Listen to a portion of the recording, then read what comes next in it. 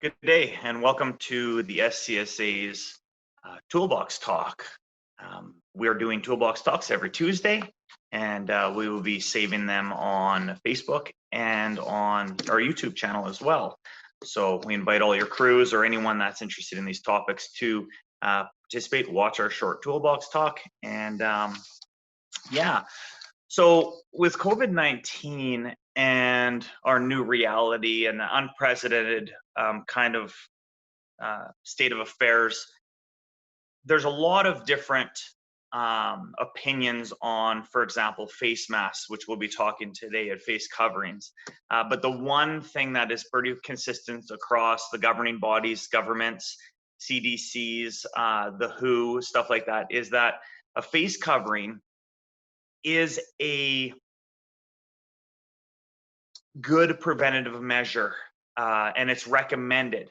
Now, depending on where you are and where you live and what stage of COVID-19 your community is in, local transmission, stuff like that, there may be actually a requirement for face coverings that goes beyond the recommended. I know with schools going back in Canada and stuff like that, in Saskatchewan here, the public school system anyway is recommending that all children and staff are wearing a face covering as well. So thought that we would be able to talk about that a little bit today. So there are numerous ways that a virus may infect a host. Okay, so although the data on COVID-19 is limited, laboratory studies show that other respiratory pathogens such as SARS-CoV or MERS-CoV and influenza virus can survive on surfaces for extended periods, sometimes even up to months. The government of Canada advises that coronavirus is not transmitted through airborne transmission. However, if somebody coughs or sneezes, they do generate droplets, which are airborne for at least a short period of time, but do not float in the air and generally fall to the ground within 1 to 2 meters. Anyone who is near the individual may risk breathing in these droplets. So while the primary cause of COVID-19 transmission is people who are symptomatic, there is increasing evidence that some COVID-19 infected people never develop symptoms or are not yet sick and able to transmit the virus. Health officials have agreed that wearing a non-medical mask, so example like a cloth or other materials, even if you have no symptoms, is an additional measure you may take to protect others around you, particularly in a situation where the recommended physical distancing cannot be maintained, such as public transit, a lot of the construction activities we do.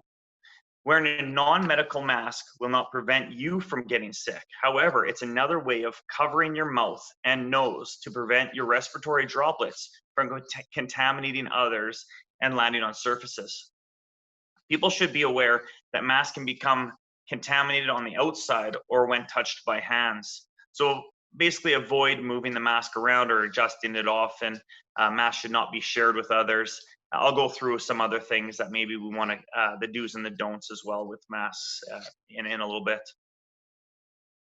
So something to keep in mind is that a homemade mask does not replace proven public health measures. The best way to prevent the spread of COVID-19 is to continue to stay at home as much as possible, practice physical distancing, wash your hands for at least 20 seconds with soap and water, and cover your cough and sneezes with tissue or your sleeve. So I want to talk about non-medical masks. The Public Health Agency of Canada is recommending wearing a non-medical mask in the community, even if you have no symptoms, as an additional measure to protect others around you. Non-medical or face coverings can play an important role in situations and community settings where physical distance is not possible, like I said, or it's unpredictable, such as public transit, the grocery store, when you're out in the community. And when local epidemiology and rate of community transmission warrant it. When worn properly, a person wearing a non-medical mask or face covering can reduce the spread of his or her own infectious respiratory droplets. So I wanted to talk a little bit about donning and doffing these masks. So There's videos out there on how you can actually effectively use a bandana or a scarf or something like that to make a mask. So this one, you would, a bandana, essentially you would fold it over twice, so you have triple a layer of protection. Get a couple of rubber bands, and like I said, there is videos on this from CDC and from the government, and then you would go around the ears with that, and it may be an effective means of protecting others around you. Now, what we're trying to do is not necessarily, I think that one of the contentious issues is that the virus is smaller than the protection that you get from something like that. So sneezing and all that stuff is not going to necessarily, it won't protect it 100%. Probably true. The point is that it does help, right? So these water droplets, the larger water droplets, are going to get stopped or slowed down through a face covering. So if I am within that physical distance of another human being and I do sneeze or cough, and you know how that goes, it basically comes from the stomach, immediately, boom, you got to sneeze. It didn't plan it, didn't have a chance to run into a corner or to get your arm up, stuff like that, that possibly we were slow down those water droplets or stop a lot of them from hitting surfaces that someone may touch, or from actually being airborne and then getting into someone else's mouth, eyes, or nose. So what we want to do is we want to ensure that our face covering is clean and dry. Wash your hands with warm water and soap for at least 20 seconds. Make sure that you're, for one, not taking your hand that could be contaminated and now handling your mask, which therefore you're putting into your face immediately. So if none's available for washing your hands, use hand sanitizer. Remember, a minimum of 60% alcohol should do to help kill the virus on your hands. Remove a mask. Let's say we're using a surgical mask. Remove the mask from the box and ensure basically that there's no rips, damage. Things can happen through transport of the box or even in the factory. Make sure it's in great condition. It needs to be in perfect condition. And what you would do is you take that mask and look at it. Okay, we have a blue side and we have like a white side, or it's not colored. What we typically, it's going to be the colored side that's going to be on the outside. And you'll notice also with these masks, there's going to be a wire in them. And that's going to be to form around your nose. So we make sure that the wire is up, put that mask in the palm of our hand. We're going to put that mask, bring it up to our face, bend the nose in to form the nose piece. And then we're going to go around the ears with the mask. Okay, make sure we cover the chin up here. Obviously, doing this, so you can breathe better is not going to be a good idea. This kind of stuff where you have it so you can breathe out of your nose, we're defeating the whole purpose. The whole purpose is that if I cough or sneeze, or I'm talking and I'm moistly talking and I'm spitting out things, that it's stopping most of those things, or those germs or virus particles are coming backwards and into this area here and not projecting. Okay, so we got to make sure that we're not, and back to what I was saying about adjusting. If I go to and I use this and I start adjusting it and stuff, well, look at, now I've coughed and I sneezed and a lot of that virus has come up if I was infected, or if I have any kind of influenza or any of that, it comes onto my face and this becomes really a contaminated piece of equipment, PPE. So when I do remove it, I want to make sure that I'm doing that properly too, which I'll talk about. Some of these masks, what you'll notice is that they're not necessarily with the ear loops on them. They're going to have more of a top function on them. Like this is an N95 mask, which is when you're using N95 masks, you should have fit testing and actually be trained in the care, use, and maintenance of the specific mask, which we're not going to go over today. We're talking more about cloth coverings, homemade masks, stuff like that. But this has the straps that I'm speaking of, that you could see on a non-medical mask. So what you would do with something like this is you have that nose piece on the front of the mask, place it in the palm of your hand, and you would take that mask, put this strap over your head like this. Make sure it's fitting nice. Adhere to around the nose here. And then you would take this bottom strap. It's very interesting.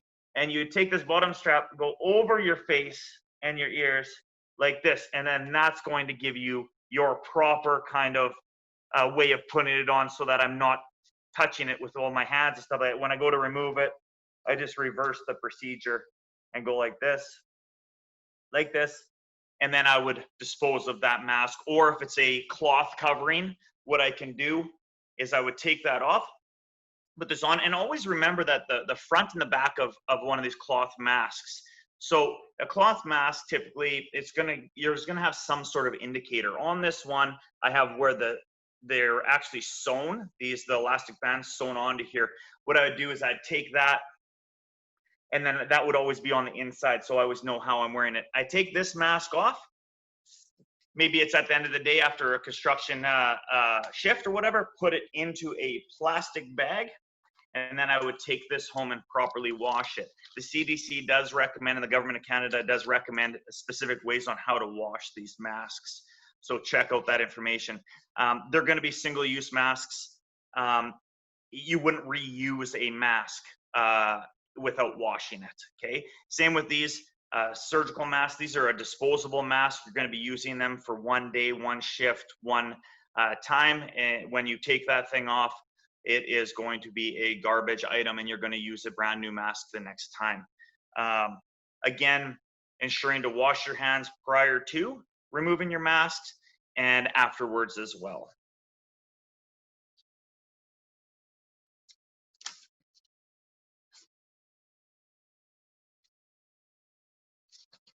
Okay, so some of the things that we need to keep in mind with these non-medical masks. When worn properly, a person wearing a non-medical mask or face covering can reduce the spread of his or her own infectious droplets. And again, you don't have to have symptoms to spread the virus. If you're asymptomatic or pre-symptomatic before your symptoms actually set in place, you still could be transmitting the virus. So non-medical masks or face coverings should allow for easy breathing, fit securely to the head with ties or ear loops, maintain their shape after washing and drying, be changed as soon as possible if damp or dirty, and be comfortable and not require frequent adjustment. You want to make sure that you get a mask that you're going to be able to wear for the duration of what you need to. And sometimes that's trial and error. You get a mask, you try it out, and you find out, okay, well, this mask isn't good enough. I'm going to need something else. Be comfortable and not require frequent adjustment. Be made of at least 2 layers of tightly woven material or fabric, such as cotton or linen. I've actually read that a lot of times now they're recommending 3 layers. Now, it does come down to breathability, and some of them actually have a replaceable filter. You can put in them, like a coffee filter or something like that, just to make it so it's give that extra layer. Some masks include a pocket, like I said. Non-medical masks or face coverings should not be shared with others. Don't share your masks with other people, right? Like I said, you can make them out of such things as even a bandana. Impair vision or interfere with tasks. Be placed on children under the age of 2. There's always a choking hazard with children. Be made of plastic or other non-breathable materials. And be secured with tape or other inappropriate materials. You don't want to be makeshifting using duct tape to hold your mask on, stuff like that. And it shouldn't be on people that have trouble breathing already. If you have an issue with your breathing, obviously it's going to impair that a little bit more. So some limitations. Homemade masks are not medical devices and are not regulated like medical masks and respirators. Their use poses a number of limitations. They have not been tested to recognize standards. The fabrics are not the same as used in surgical masks or respirators. The edges are not designed to form a seal around the nose and mouth. They may not provide complete protection against virus-sized particles, okay? But they will hopefully slow down or decrease the amount that goes through it.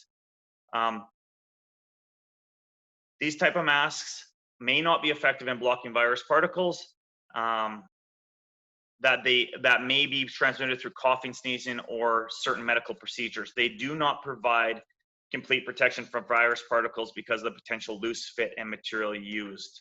So anyway, in conclusion, the best thing you can do to prevent COVID-19 is to wash your hands frequently with warm water and soap for at least 20 seconds. If none is available, use hand sanitizer with a minimum of 60% alcohol. To protect others, you should also stay home if you're ill. Maintain 2-meter physical distancing. At the SCSA, we will be doing the following. We put an emphasis on surface cleanliness, personal hygiene, and respiratory etiquette, wearing masks and physical distancing. Wearing a homemade non-medical mask, a face covering in the community is recommended by the government for periods of time when it's not possible to consistently maintain 2-meter physical distancing from others. This can be places like shopping areas, public transportation. And this is all contingent on what's going on in the community. If there's a lot of cases, if there's a lot of local transmission, the recommendations are going to change. So keep your ear to the government recommendations for your community.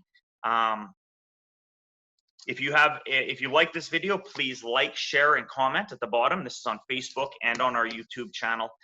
Please join us next week, and we're going to be discussing mental health during a pandemic. Thanks for joining us.